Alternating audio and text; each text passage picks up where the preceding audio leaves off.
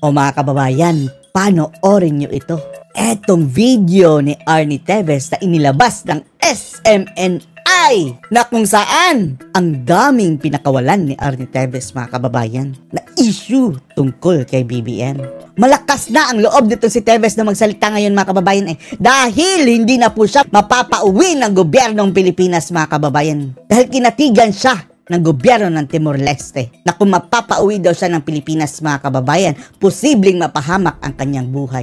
Naniwala po ang gobyerno ng Timor-Leste dyan mga kababayan. At ang isa sa pinagbasehan ng gobyerno ng Timor-Leste ayon kay Topacio mga kababayan ay yung pagkakakidnap o yung tinatawag na arbitrary detention kay PRRD at pagpapadala sa ICC. Ngayon mga kababayan, nagsasalita na si Arnie Teves dahil hindi na siya mapapauwi ng gobyerno ng Pilipinas. At ang sabi niya mga kababayan, alam daw niya kung sino ang supplier ni Ngagba.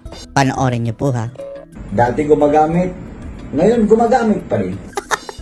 Dating gumagamit, ngayon gumagamit pa rin. Sino? Sino yan, Arnie? Adik ang leader niyo. Saan ka magreklamo? Adik ang leader niyo. Siya may sabi. Ihingalin tayo dito kay Arnie Teves mga kababayan. Ang hamon natin dito kay Teves mga kababayan, sige, ilabas mo na ang ebidensya mo, Teves. Ipakita, kung mayroon man. Anyway, hindi ka naman mapapauwi Pinaburan ang iyong asylum dyan sa Timor-Leste. Yung supplier, si Bibot Nolan. Nagsasalita ako ngayon because meron akong gustong ilabas na mensahe. I support the stand of the Dutertes.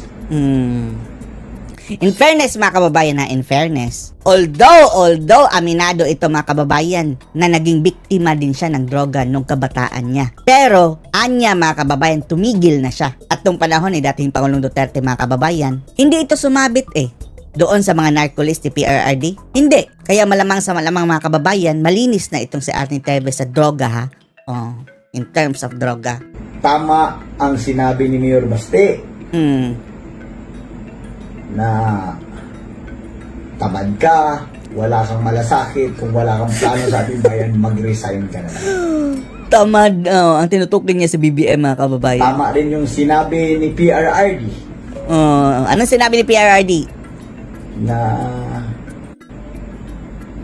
dati gumagamit, ngayon gumagamit pa rin. Ngayon gumagamit pa rin. Kung si PRRD may intel, ako rin may intel. Mayroon din daw siyang intel mga kababayan. Ilabas mo na ang intel mo! Oo nga mga kababayan, dapat ilabas na. Alam ko yung katotohanan. Diba? Naalala nyo, binanggit ko yung supplier si Bebot Nolan. Supplier daw mga kababayan ng pulburon, si Bebot Nolan. Sino yan, Arnie? Sino yan? Huwag natin kalimutan yun. Paano mo nasabi? Dapat may ebidensya din siya mga kababayan, Pero baka siya mismo ang ebidensya Baka nakita niya mismo mga kababayan o testigo siya. Dati nung ako pa lang nagsasalita, baka wala pang naniniwala. Ngayon si PRRD na nagsasalita. Meron akong challenge ngayon. Ano ang challenge mo? Sa mga congressman ngayon or congressman dati, I challenge you, lalo na yung dating kumampi at sumipsip kay Pangulong PRRD. Magsalita nga kayo ngayon. Tama si PRRD o mali si PRRD? Wala kasing nagsasalita Bakit? Hawak lahat sa leeg Dahil may kanya-kanyang mga bagahe mga kababayan. Kahit mayroong alam, wag na lang dahil baka pag-initan. Parang kami lang dalawa ni Buspulong ang may tapang na magsalita. Ha? I challenge you. Sige nga, magsalita kayo. Tingnan natin.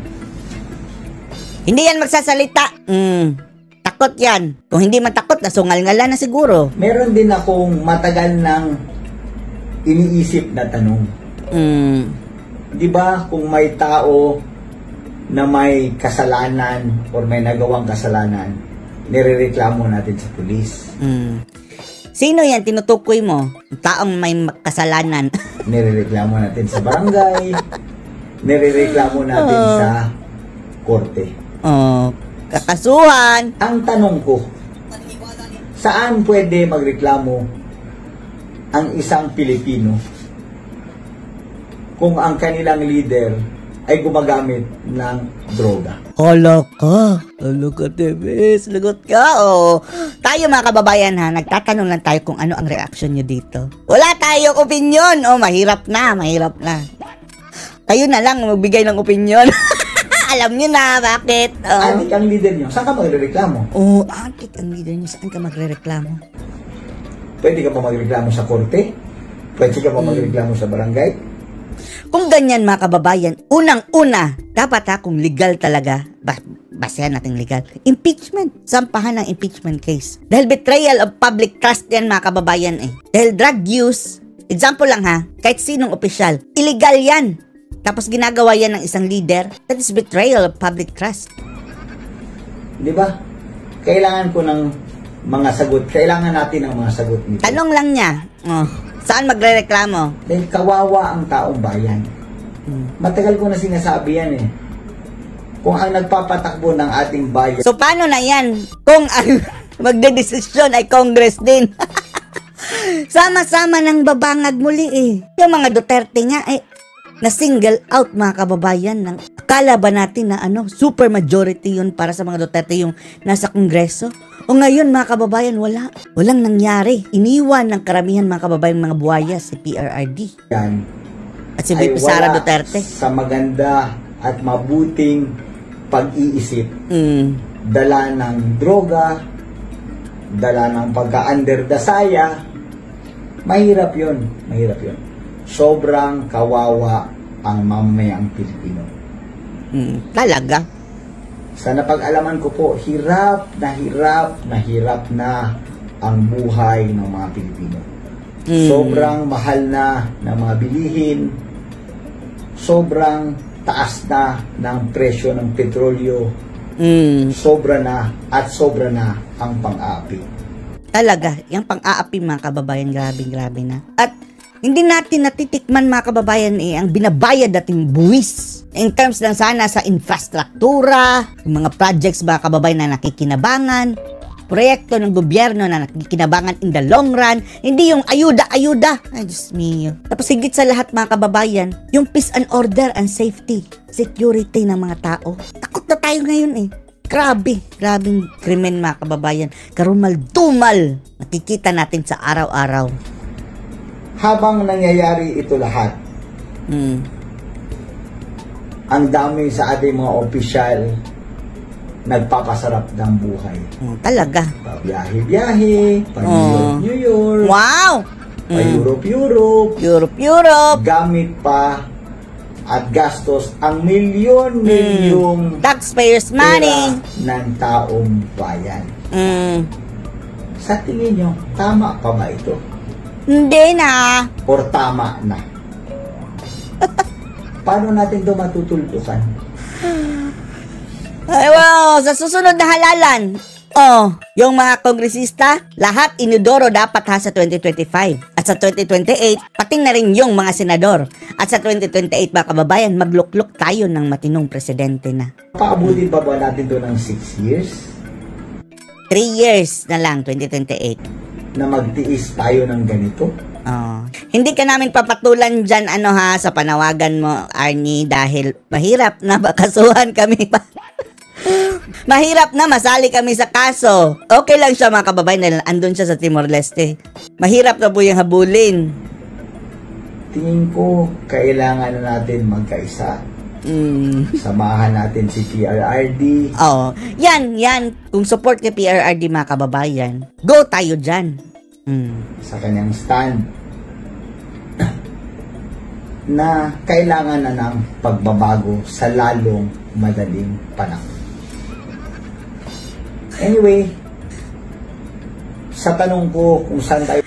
pasensya na mga kababayan pero just to be safe, kapag karahasan na ang mai-involve mga kababayan, ay distance po kami dyan distance. Pero kung kapag peaceful, okay kami dyan. Hihingi ng tulong. Dahil alam nyo na, tinutugis nila mga kababayan. ang kanilang estilo daw ngayon is tanim, inciting to sedition. Yung mga demonyo. Seryoso ako, please leave your comments on the comment section below kung saan tayo pwede humingi ng tulong. Saan tayo hihingi ng tulong? Pero iti-take natin yung advice ni Kitty. Magaling din ito si Kitty, mga kababayan. Dahil sabi niya right now, helpless tayo pero ang magagawa lang natin, doon na lang tayo sa eleksyon gaganti. Vote straight, PDP laban at i-zero vote ang Bagoong Pilipinas, mga kababayan. Sa mga militar at pulis, loka! Ay nananawagan din sa inyo. Careful, Tevez, ha? Sa pag-u-turn ng word, baka pagamit nila yan laban sa'yo. Obligasyon nyo, katulad ng sabi ni PRRD kagabi, na tulungan ang taong bayan. Ay, oo nga naman. Wala namang masama doon, mga kababayan, dahil ang pinagsisilbihan ng men in uniform is ang taong bayan, ang ating konstitusyon.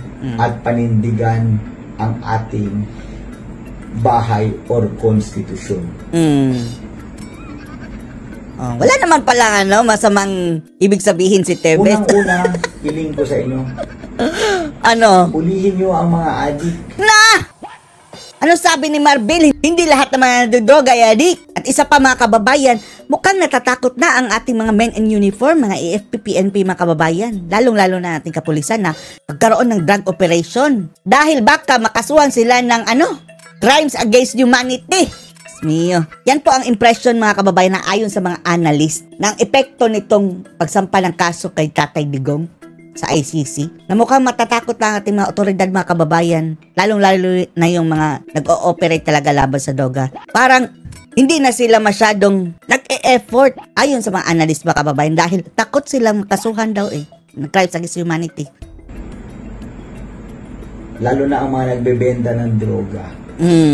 Dapat lang. At kung pwede, please, pakiunahin yung nasa gobyerno na gumagamit ng cocaine. Sino yun?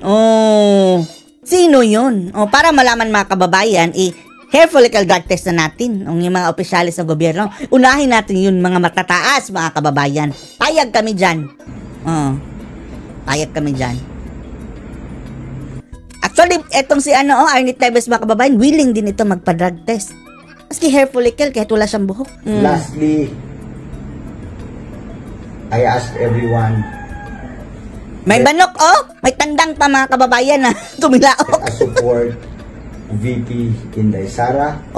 Salamat naman. Huwag natin siyang pabayaan na apihin ng kanyang mga kasamahan. May manok. Kung galit man sa gobyerno. Thank you, ha. Kahit paano, mga kababayan, sinusuportahan niya ang mga Duterte. Anong masasabi niyo dito? Post your comments below.